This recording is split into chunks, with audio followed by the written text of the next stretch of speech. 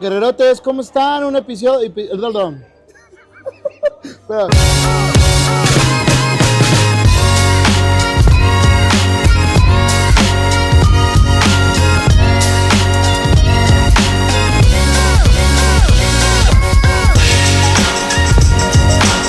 Guerrerotes, ¿cómo están? El día de hoy, para mí es un placer invitarlos a otro capítulo más, que es el tercer episodio de Sí se puede con el padrino Eric Caballero. ¿Cómo estás? Muy bien, gracias por la invitación, Cristian, aquí en Querétaro, de Le- visita. Perfecto, me costó muchísimo que viniera, la verdad que lo tuve que agarrar en infragante y por eso tenemos hoy este escenario gustoso. Y ya desde ese tiempo yo quería entrevistarlo con la finalidad de que alguna de sus palabras, experiencia o algo de tu vida, padrino, pueda aportar a la sociedad hoy en día, como nos has ayudado pues a muchos cientos de jóvenes, viejitos, señoras, de todo, ¿verdad? Y cuéntanos un poquito quién es Eric Caballero. Pues mira, yo nací en la Ciudad de México, este, soy oriundo de allá, tuve una vida pues difícil, muy complicada, por, finalmente por ser rebelde, por tener una rebeldía súbita. Eh, Primeramente había mucho enojo por parte mía hacia mis papás, a que me normaran, a que me dijeran cosas, a que me pusieran reglas, a que me pusieran normas.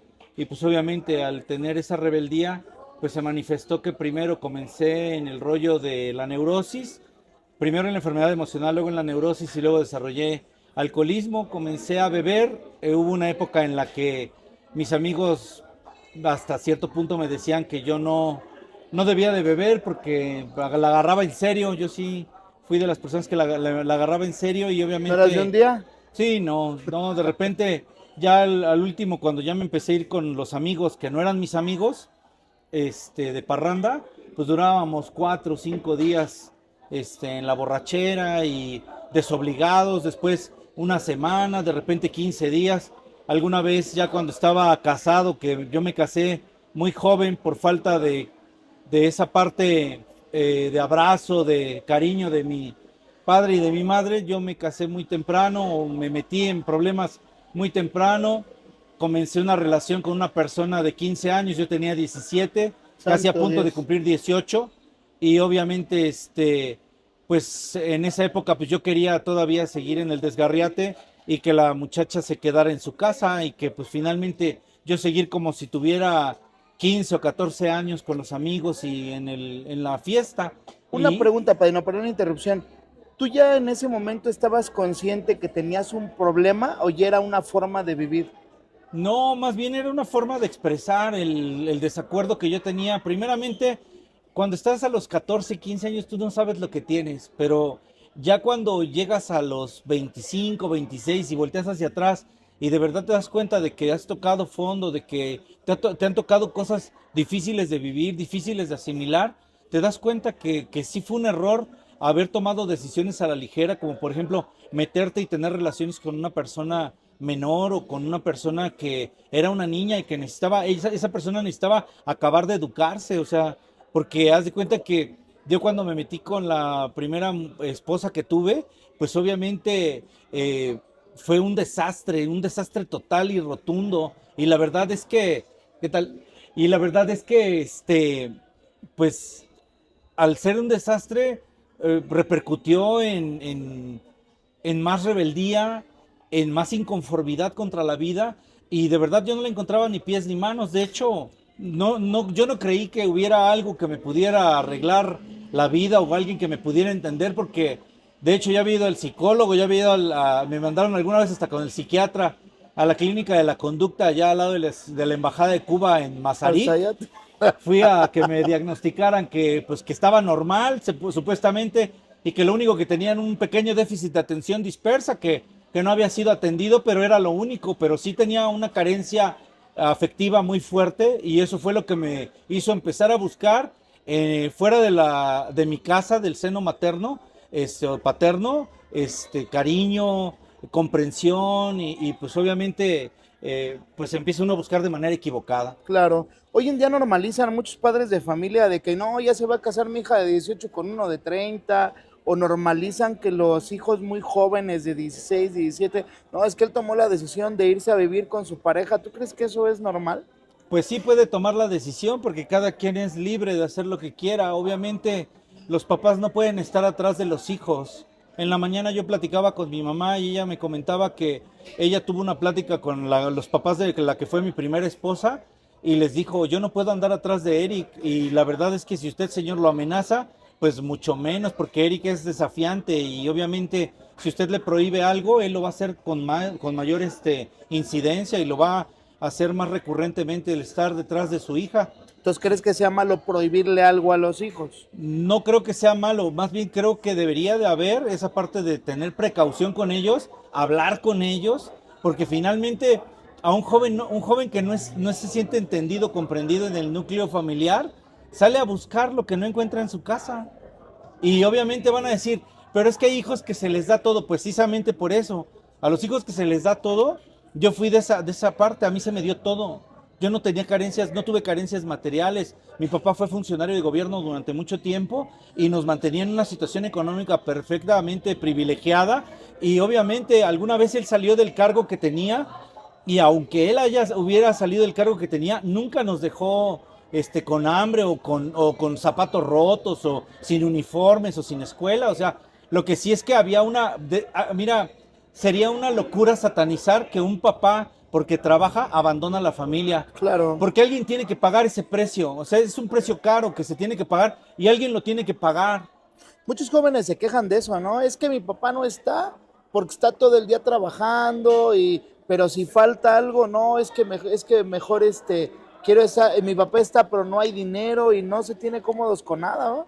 Pues es que cuando no hay, porque no hay. Y cuando hay mucho, que porque hay mucho. Y el rollo es que a nadie se le tiene contento. Yo creo que ahí debería de existir una justa medianía y eso proviene ya del seno paterno y del seno de la casa. O sea, si los papás no aprenden a equilibrar, y lo estoy diciendo porque no hay una escuela para padres. Tú te Claro. gradúas de padre el día que nace tu primer hijo.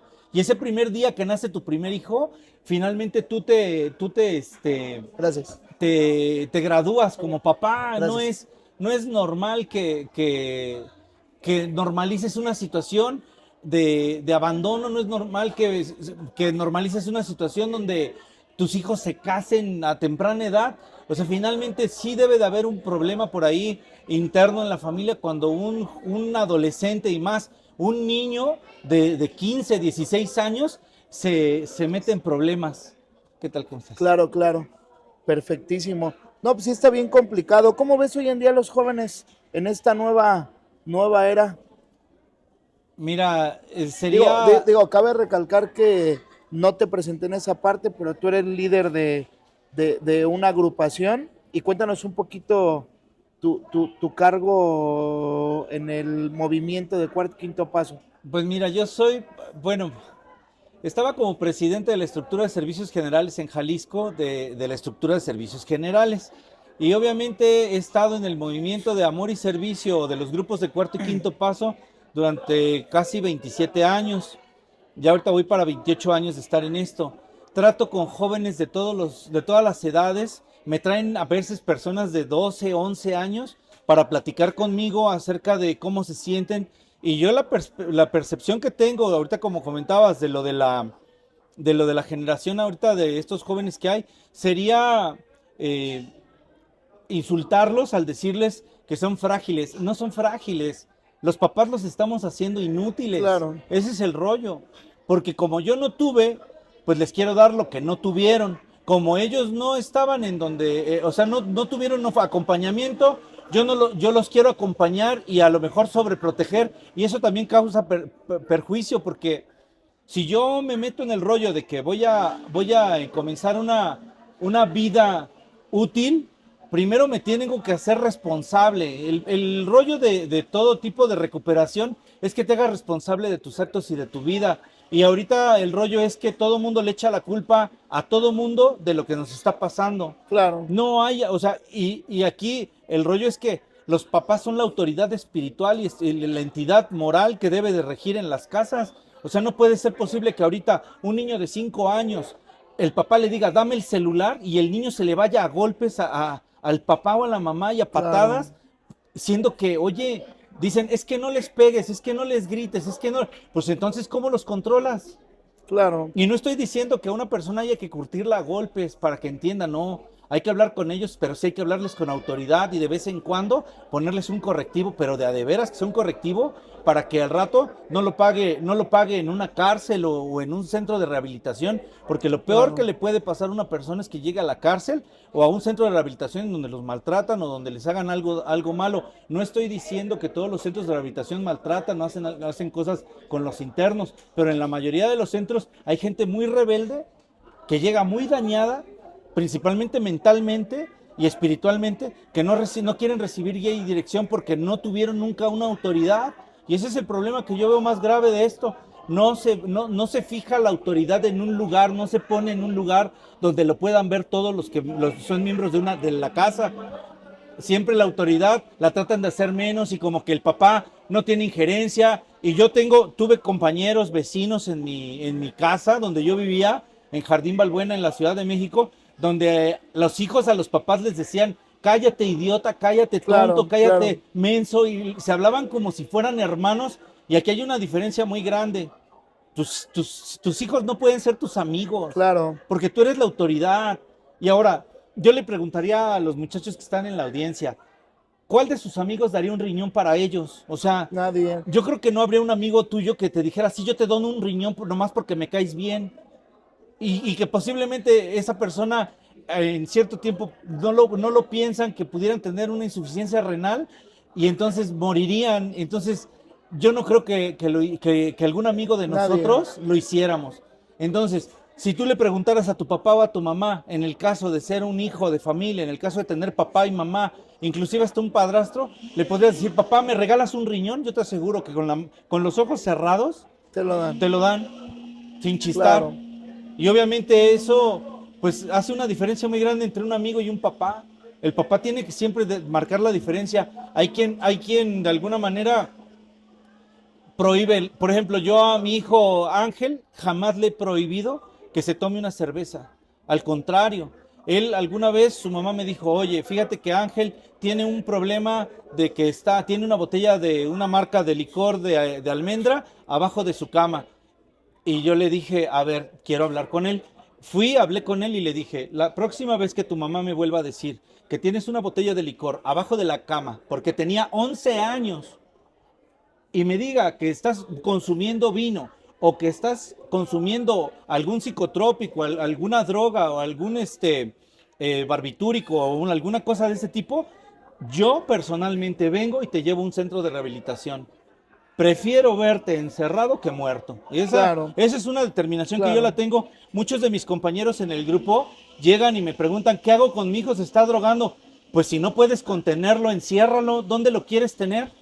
Claro. Y llevarlo a una empresa donde te cobren, no sé, 180,000 pesos por tenerlo O más. 30 y tantos días o más, teniéndolo ahí En la de playa, ¿no? paseo y de paseo y de vacaciones en la playa, y donde le digan al niño, oye, ¿se te antoja ahorita consumir? Ya no te vamos a dar 1 gramo, te vamos a dar medio gramo. Y teniéndote con ese esquema, Dosis, nunca te ajá. vas a recuperar. Claro. Ahorita que hablas de eso, padrino, a tu punto de vista, cuáles serían 3 síntomas como padre donde tú puedas percibir que tu hijo ya tiene un problema? Que tienen los cambios de humor son repentinos, o sea que de repente están sumamente irritables. Segundo, que se te desaparece dinero de la casa, Ándale. o que se pierden cosas, que de repente ya el horno de microondas ya no está donde debía estar, y preguntas y dices, es que se dicen tus hijos, o el muchacho que anda mal, o la muchacha que anda mal, es que se lo presté a mi tía, y le hablas a la tía y pues el horno ya no está, y ese es otro síntoma. Y el tercero, el más importante, es que llegue con las pupilas dilatadas y que no esperes a tus hijos cuando van a una fiesta o a ahora les llaman antros, en nuestro tiempo eran discotecas. Cuando llegan de una fiesta, no los revises y no estés al pendiente de a qué horas llegan y cómo llegan. Eso sería un indicativo para mí.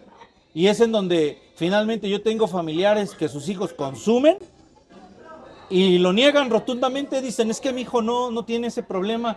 Claro, Y yo lo conozco, normaliza, ¿no? yo conozco al muchacho, yo sé en qué rollo anda, yo sé con quién se junta, veo las cosas porque a pesar de que Guadalajara es una ciudad grande, pues todo se sabe, es un pueblo chico Sí, y sí. es un infierno grande, todo se sabe y más siendo familia y yo este grupo familiar que tenemos pues vive en una zona cerca de donde nosotros tenemos el grupo, entonces hay gente que los ve y los conoce y entre ellos se conocen porque saben en Claro. lo que andan.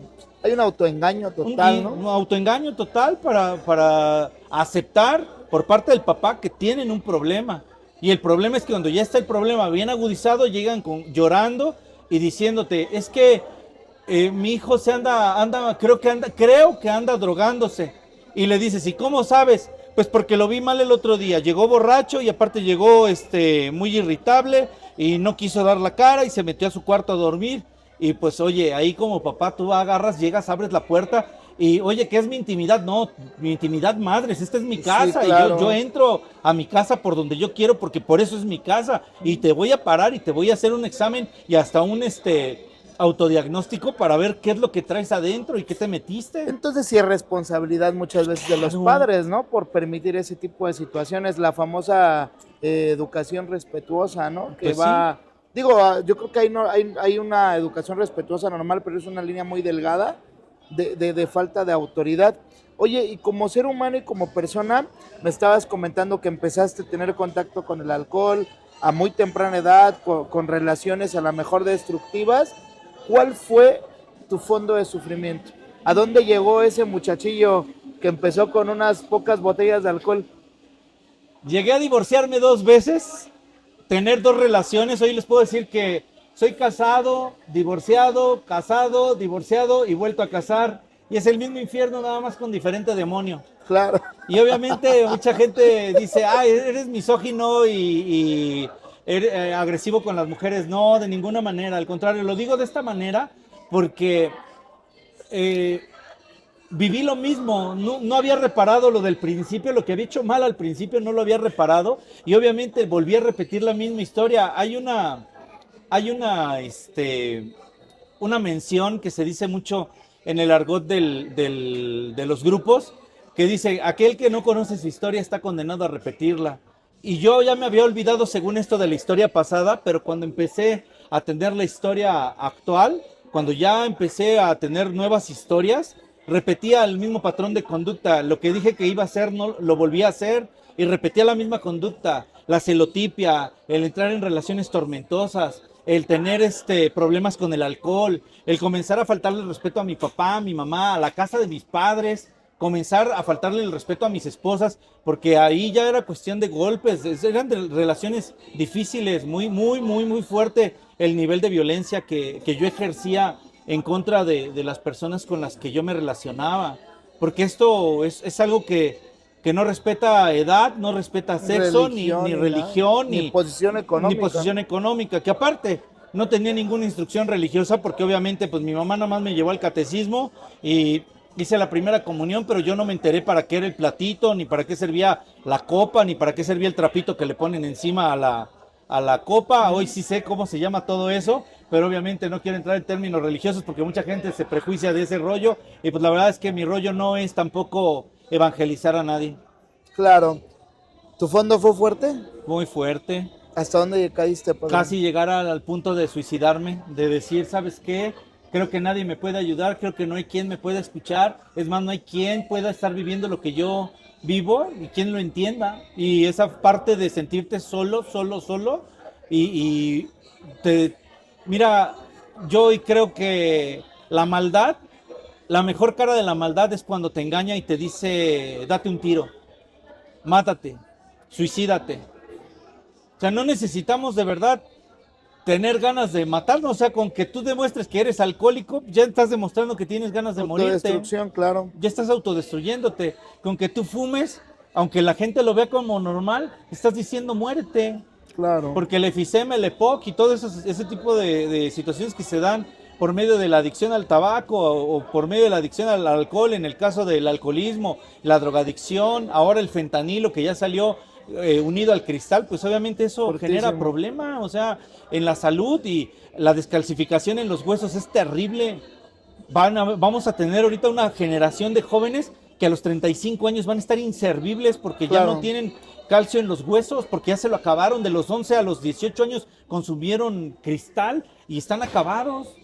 Y viene esa generación, o sea, apenas está empezando a correr la etapa de eso. Yo cuando... Viene con todo, ¿ah? Sí, yo trabajo en el Servicio Nacional de Empleo y obviamente me toca entrevistar jóvenes y veo que ya nacieron en el 2006 y estamos en 2025 y ya tienen 20 años y digo, pues ya los cerros están, ya estoy viejo y los cerros todavía reverdecen, digo, pero sí, ya estamos pasando nuestra época y ya viene la época de esa generación bien descompuesta, que no, Claro. la gente no ha querido corregir y no le quieren entrar al rollo de corregir, que porque los jóvenes tienen derechos, sí los tienen, pero también para tener derechos hay que tener obligaciones y se debe tener obligación. Claro. ¿Cuál fue el escenario donde ya te cansaste, donde ya tocaste fondo de sufrimiento? ¿Y cuál fue ese parteaguas y qué te ayudó para hoy en día estar donde estás? Cuando mi esposa se va de la casa y me dice, ¿sabes qué? No te soporto, no te quiero volver a ver, y en ese momento se acaba la relación. En ese momento ocurre en mí esa parte de la impotencia, porque yo creía que yo la tenía dominada. Entonces cuando me voltea al sartén y me dice, ¿sabes qué? Es que ya no te soporto y ya no te quiero. Esa palabra de ya no te quiero, mucha gente la normaliza y podría decir, pues ahorita me la curo con un Amper o con con una bebida energética o con tequila o con vodka y te pones una borrachera y ahorita me curo de eso. No es cierto, no te curas. No, Adormeces el dolor y es de los sentimientos más, pues, ¿cómo te lo podría escribir? Que tocan el alma más fuertemente, el que alguien te diga que no te quiere, que te desprecie. Que alguien Claro. el saber que alguien te desprecia, yo creo que es el sentimiento más feo que puede existir sobre la tierra. Ni siquiera el de sentir lástima, sino que alguien te diga, ¿sabes qué? Es que no te soporto y no te quiero porque no te quiero.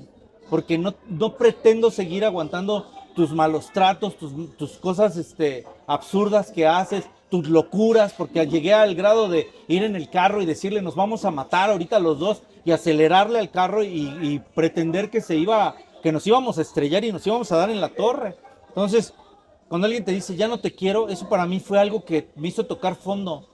Pero obviamente, Claro. como todo buen enfermo, pues estaba yo bien aferrado a controlarla, a volverme una enfermedad para ella. Y llegué a pensarlo, si no es para mí, no es para nadie. Y entonces la locura de también empezarla a espiar y empezarla a seguir. Y esto lo digo con mucha vergüenza, no es algo de lo que me pueda sentir orgulloso. La tenía que espiar, la tenía que seguir. Alguna vez el chofer de la empresa donde yo era ahí el copropietario, con mi suegro, me dijo el chofer, te acabo de dejar a tu esposa en el Wings de las antenas de Telerrey, y llegó un chavo y la abrazó y le dio un beso en la mejilla y la saludó muy efusivamente, ve a ver qué onda porque pues es tu esposa. Y sí fui y de verdad, o sea, yo iba enojado por la celotipia. O sea, no los encontré en una situación comprometida, ¿no? o sea, los encontré comiendo y yo hice un espectáculo dentro del Wings, o sea, neta que para dar pena y vergüenza, o sea, algo neta, y ahí es donde me empecé a dar cuenta que estaba regándola bien gacho. Y que cuando alguien ya te dice no te quiero, es no te quiero, cabrón, y se acabó. Y lo tienes que comprender, te guste o Y no. aceptar. No, nadie te puede querer a fuerza. Y esa parte para mucha gente resulta muy difícil. Es que ya pasé 33 años, ya pasé 30 años de él. Pero las cosas se acaban, si no se alimentan, se acaban. Claro. Yo tengo un matrimonio ahorita de 23 años. Me lo he pasado de luna de miel. Ahorita tengo la onda mi esposa de la premenopausia y yo de la andropausia, donde el líbido, donde todas esas cosas se asientan. Y yo sé que si me voy a buscar a otra mujer y si me voy a buscar otra casa y otro hogar y regreso oliendo a leña de otro hogar, neta, va a ser el mismo ridículo. Claro. Que si me quedo en mi casa a esperar a que pase esta etapa, porque yo le estoy digiriendo y le estoy entendiendo, pero porque hay comunicación con mi esposa, porque hay esa parte de poder estar de acuerdo en lo que hacemos. Y que si de repente no hay pasión, pues no hay pasión, pero estamos los dos para abrazarnos, para ver películas, y de repente nos preguntamos así, ¿somos hermanos o qué onda?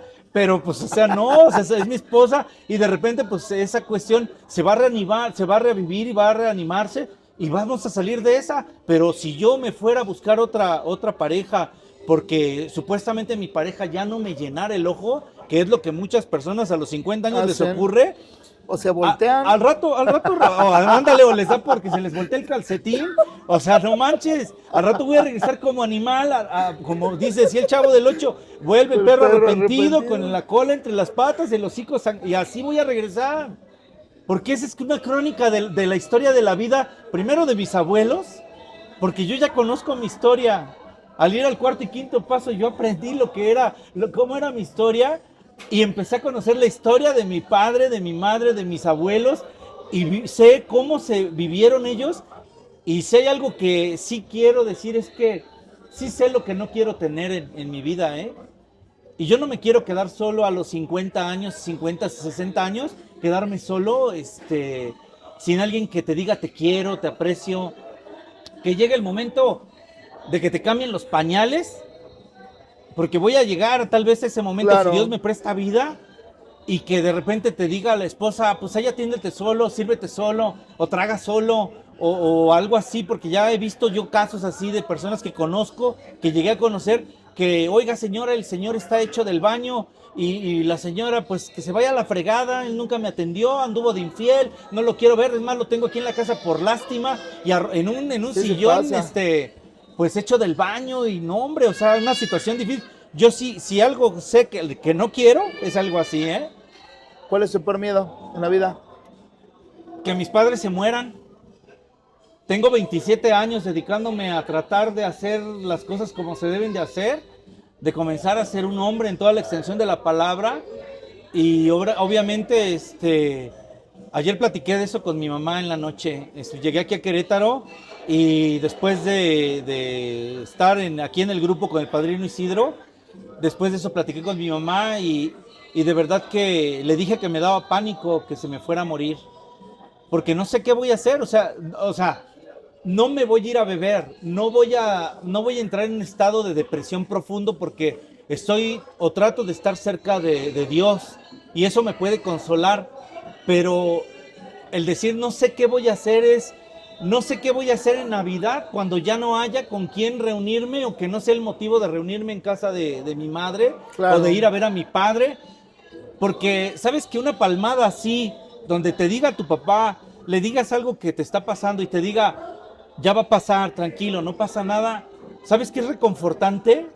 Aunque suene una estupidez, Claro, aunque para mucha te gente llena. sea eso absurdo, el que te dé una palmada a tu padre o tu madre, eso reconforta y eso hace que entres en una dinámica diferente y que te cambie el pensamiento y que entres en el modo de, ¿sabes qué? Pues si mi papá me está diciendo que va a pasar, ¿en quién más puedes confiar en la tierra que tu padre y tu madre que fueron quienes te dieron la vida?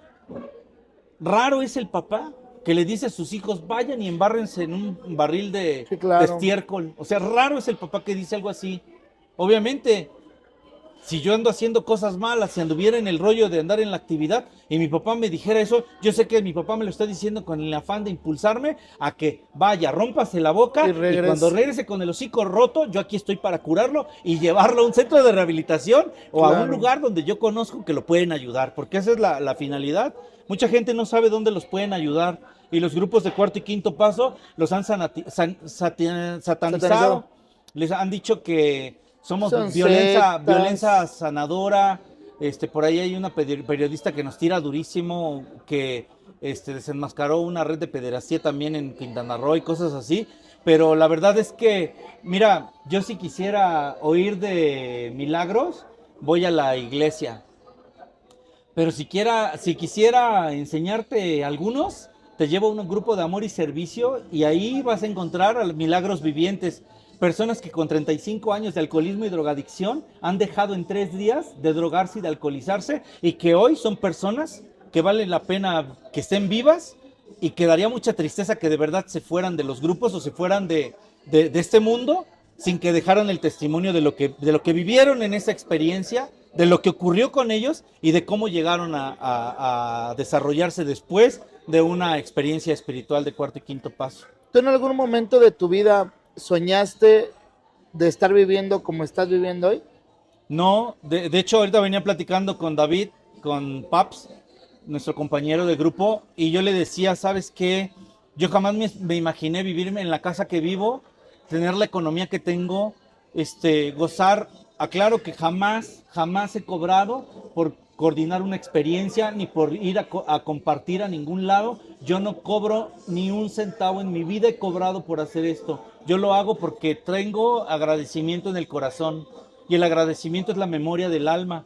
Y obviamente lo hago de esa manera. ¿Cuántos años llevas yendo a la hacienda? 24 años de estar trabajando con los grupos en Querétaro y en Guadalajara. ¿Y es Y pesado? obviamente, no, pesadísimo. De repente es venir durmiéndote en la carretera, de repente es que haya un accidente o que como la semana pasada había un bloqueo aquí en donde está la caldera, ahí en Guanajuato, y obviamente pues tener que buscar la vía alterna para poder ir y de 4 horas que pudiera durar un trayecto, durar 8 horas de trayecto y llegar a la experiencia, bajarme del carro, ponerme el traje, entrar a coordinar la experiencia y después de coordinar la experiencia, acabar la experiencia y vámonos de regreso a Guadalajara y llegar 11, 12 de la noche a la casa, a tu casa. Gracias. Y ¿sabes qué? Mucha gente me pregunta esto de cómo le hago con mi esposa, cómo llevo un matrimonio bien si yo falto de repente un fin de semana a la casa y no estoy con ella 3 días. Pues el lunes, martes o miércoles, después de las experiencias, yo me voy con ella al cine, vamos y caminamos en la plaza de Tlaquepaque o de Tonalá o de Guadalajara, nos comemos una paleta en una banca sentados, disfrutamos de estar juntos, hablamos de los temas que no nos gusta hablar y obviamente de las cosas que no hemos dejado de atender y de las que no atendemos, y todo eso lo he tenido que atacar. ¿Qué me ha dado esa apertura? El grupo, el grupo y trabajar con los 12 pasos. ¿Vale la pena? Claro que sí. Encuentras una libertad nueva de la cual me veía yo desproveído. Te digo que yo no creí que hubiera quien pudiera ayudarme con mi problema. Yo decía, no va a haber quien entienda lo que me pasa, no va a haber quien entienda lo que estoy viviendo, y que llego y me dejaron con la boca abierta de verdad, de decirme, esto no se debe de hacer, esto no se debe de hacer, y fue bien sencillo, no había terapeutas, fíjate lo paradójico, no había psicoterapeutas, no había doctores, no había licenciados, no había ingenieros. Yo escuché que había enfermos emocionales, enfermos neuróticos, alcohólicos y drogadictos. Y yo no creí al principio, dije, no, pues estos sí son finísimas personas. Pues sí, porque no había visto lo que yo era. Claro. Cuando vi lo que yo era, me di cuenta que ellos sí tenían por lo menos identificado lo que ellos eran. Oye, ¿tú crees que todas las personas tienen problemas emocionales? Todos. Porque muchos dicen, ay, es que eres drogadicto, eres alcohólico. Y las señoras bien neuróticas pegándole a sus hijos, o las personas con depresión o con dependencia hacia las mujeres o hacia algo. Muchas personas a mí me critican porque dicen que los quiero evangelizar, pero no, yo no, ni siquiera voy a la iglesia cada 8 días. O sea, yo voy cuando la oportunidad se presenta, cuando me siento con ganas de acercarme a Dios, que es recurrentemente porque sí necesito y siento esa necesidad. Pero mira, las depresivas y las personas que sufren graves depresiones, primero, puede ser por una cuestión fisiológica, que no generan la suficiente endorfina, serotonina o oxitocina en el cerebro, y de repente sí necesitan ser atendidas por un psiquiatra. Pero yo, más que el psiquiatra o que el psicólogo, yo sí les recomiendo que se acerquen a Dios. Y la única manera que yo conozco de poderte acercar a Dios es yendo a una religión, porque es un método. Y entonces al practicar ese método, pues se dice que comienzas a tener una cercanía con Él. Y yo he obtenido esa cercanía. Primero fui al cuarto y quinto paso, me conocí a mí mismo, conocí al poder superior, en este caso como se le llama en el primer paso, y después Dios como cada quien lo concibe. Y entonces ya después de que conocí al poder superior, que vi de qué se encargaba, qué cosas hacía, de lo que era capaz de hacer por mí, y lo único que tuve que hacer fue reconocer lo que yo hacía, entrar en el tema de la humildad, reconocer quién era yo, la honestidad de por medio conmigo, y entonces conocí al poder superior y me empecé a pegar a él. Y en los grupos se dice que la depresión no es otra cosa sino falta de fe y ausencia de Dios. Porque Claro. quien se siente cerca de Dios tiene la autoestima en su lugar, no permite que le hagan cosas que no son, o sea, y de repente tú te pudiste haber casado con una persona pervertida, estoy hablando de la cuestión a lo mejor sexual, Sexual. y obviamente tú no vas a permitir que hagan cosas contigo que te hagan sentir mal por el hecho de que las tengas que hacer porque supuestamente le perteneces o te casaste o vives en unión libre con esa persona o porque tienes que, no, una persona que tiene la autoestima en su lugar, que tiene el amor propio en su lugar, no permite que le falten al respeto. Claro. Y eso a mí me queda clarísimo. Es bien común, ¿verdad? Eres mi esposa y me Normalizado. cumples. Normalizado totalmente. Y bueno, y ahora con los movimientos feministas que hay y todo ese rollo, pues está difícil hablar de estos temas en el sentido de que haya violencia de género. O sea, la violencia de género se da porque eres mujer y por el hecho de ser mujer te agredo. Y obviamente la cuestión de la agresión sexual no es violencia de género, no por ser mujer, sino Claro. porque hay mujeres que lo permiten y si desde un principio tú en la noche de bodas ves que el tipo no funciona, no tienes por qué rendirle pleitesía a la sociedad diciendo que no te puedes separar de una persona que te agrede o que te ultraja o que te puede hacer algo físicamente y Sí, mentalmente que no quieres. que no quieres. O sea, a mí se me hace algo ilógico estar en una relación donde alguien es agredido y es lastimado. Y es más común de lo que se puede ver, ¿no? Yo te puedo decir que una persona que a la que se le ama, no se le hace daño, Sí, Cristian. claro, sí, no. O sea, es un o sea, sería una locura decir que te amo y te doy de golpes. O sea, no. A la gente que se le quiere no se le golpea. De repente se puede hablar con autoridad, con firmeza, establecer normas, reglas. Y obviamente para una persona adicta, una persona alcohólica, las normas y las reglas están obsoletas y nada de eso va a surtir efecto porque pues los alcohólicos, los neuróticos, los enfermos emocionales, somos personas que somos totalmente ingobernables. Claro. Oye, padrino, 5 cosas que tuviste que trabajar con tu mente. ¿Cuánto llevas sin beber? 27 años. 27 años. 5 cosas que tuviste que trabajar y cambiar en tu mente para hoy en día estar donde estás.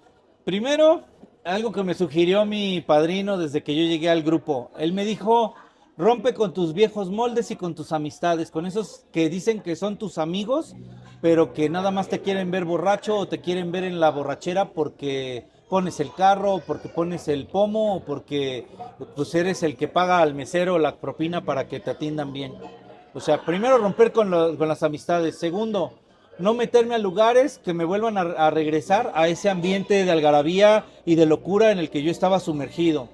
Tercero, comenzar a cambiar el tipo de música que yo escuchaba.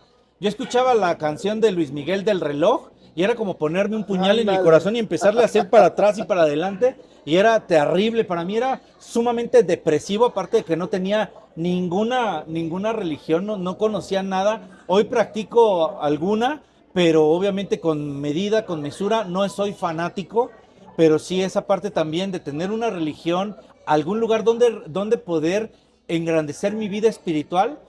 Y espiritualidad es la relación que tienes tú con Dios. Eso significa espiritualidad. Si hay una relación estrecha con Dios, va a haber espiritualidad y por tanto va a haber calma, va a haber tranquilidad, va a haber crecimiento. Y también ponerme a leer y a estudiar. ¿Qué estudiabas? El programa primeramente y después una carrera. Terminar lo que dejé inconcluso. Esos planes que dejas inconclusos, que supuestamente es que ya no puedo estudiar porque tengo que mantener a mi esposa y a mis hijos. Ahorita hay muchas maneras de poder estudiar. Internet, escuela a distancia, los sábados por la tarde, noche. Y yo creo que si hay con el mismo empeño que yo buscaba ponerme borracho, también podría estudiar con ese mismo empeño. Pues ya me voy a titular, primero Dios, en diciembre voy a hacer el examen de Ceneval. Bien, Para titularme felicidades. de manera profesional, porque Felicidades. hace falta cumplir esa meta, porque finalmente fueron metas inconclusas, porque me equivoqué en el camino, porque tal vez empecé de atrás para adelante. ¿Qué quieres estudiar? Administración de empresas. Pensé que derecho. No, no, gracias. Todavía no se me da eso. No he llegado a tanto, pero no. 2 cosas de las que te hayas arrepentido en tu vida activa y que cambiarías el día de hoy. Es algo muy fuerte de comentar, pero el haber hecho cosas contra otra persona y tal vez llegar a ese punto donde alguien que no se puede defender, pues haya tenido que pagar la consecuencia de lo que yo no quería. Es algo terrible el no poderle dar la oportunidad a alguien de estar bien, de poder desarrollarse. Me costó mucho trabajo trascender eso. Y la segunda cosa, el no haberme despedido de mis abuelos, de haberlos podido abrazar y decirles que los amaba. Porque con eso sí me quedé. Y me costó mucho trabajo entregar eso y comprender cómo lo iba a arreglar. Pero pues ya pasó, ya lo trascendí, ya es asunto tratado, trascendido y visto, ya se terminó, ahí ya quedó esa parte. Consejo que le pudieras dar a la gente de que sí se puede. Los consejos dicen que son pero más bien una sugerencia que te puedo dar, háganle caso a su papá y a su mamá, y aunque ellos sean un desastre, ellos son la autoridad y si te dicen que no es por algo. Hazle caso a eso que se siente aquí adentro cuando vas a hacer algo malo o algo que estás pensando que va a ser bueno pero es malo. Hazle caso a esa voz interna. Mucha gente le llama sexto sentido, corazonada o intuición. A mí me gusta decirle Dios. Y eso es lo que me ha regido desde que yo viví el retiro del cuarto y quinto paso, ha regido mi vida. Y cuando he hecho tonterías que me han costado la tranquilidad, esa voz estaba siempre allá adentro y es otra vez diciéndome, no me hiciste caso, estás haciendo otra vez tus huevos al gusto, lo que tú quieres hacer, y eso no te lo permitas, no te lo permitas. Cuando alguien te hable por allá adentro, sientas esa voz, reflexiona y detente. ¿Es difícil conseguir un grupo, algún lugar? No, es sencillo, es finalmente encontrar? Meterte a una página de internet que se llama Estructura de Servicios Generales Cuarto y Quinto Paso y preguntar dónde hay una dirección y pues comenzando con la dirección y con el encargado del grupo, ahí te pueden ayudar y te aseguro que cuando llegues al grupo te van a decir bienvenido, te estábamos esperando. Pues muchas gracias, padrino, por... ¿Estamos dónde? El día de hoy es el aniversario de Guerreros de Luz. ¿Cuántos años son? 14 años de Guerreros de Luz. Deberían de ser 18, pero por ahí hubo una fractura que es normal en cualquier asociación donde personas se reúnen y obviamente ya tendríamos aquí 18 años con el mismo grupo, pero no, se separaron y pues obviamente hay muchas opiniones, Claro. Cada cabeza es un mundo, pero estamos en el aniversario, estamos festejando con toda esta gente que estamos aquí cumpliendo estos años de festejo de que esté abierta una fuente de vida aquí en Querétaro. Dicen que este tipo de grupo no sirve. Esta gente es el testimonio de que sí sirve, ¿no? Claro, pues a mí que me digan qué efectividad tiene, lo voy a decir con todas sus letras, Monte Fénix o Oceánica, y te puedo decir que la efectividad de los grupos de cuarto y quinto paso es de 10-10. Muy baja la gente que de verdad llega al grupo y se va. Yo creo que el rollo de los grupos de amor y servicio está subestimado, está satanizado por los comentarios que hay en Facebook, porque la mayoría de la gente comenta cosas que son de la persona de enfrente. Por ejemplo, comenta alguien por ahí que en un grupo le robaron a su esposa, pero él no dice qué le hacía a la esposa para que la esposa volteara a ver para el otro lado y se fuera con la otra persona. Eso no lo dice, porque si dijera, es que yo lastimaba, es que yo hacía, es que la dejaba sin comer, la abandoné o hice alguna cosa mala en contra de ella, entonces sí sería diferente la percepción, pero los que estamos dentro de los grupos, generalmente hablamos de lo que nosotros hacemos, no de lo que hace el de enfrente. Y cuando hablas de lo que haces, sabes reconocer si algo funciona o no funciona. Muy bien, pues ya saben, los esperamos en el próximo capítulo. Muchas gracias por tu tiempo. Gracias, Cristian. Un placer que nos regales esto. Dios los bendiga. Sí se puede. Sí se Dios te puede. bendiga.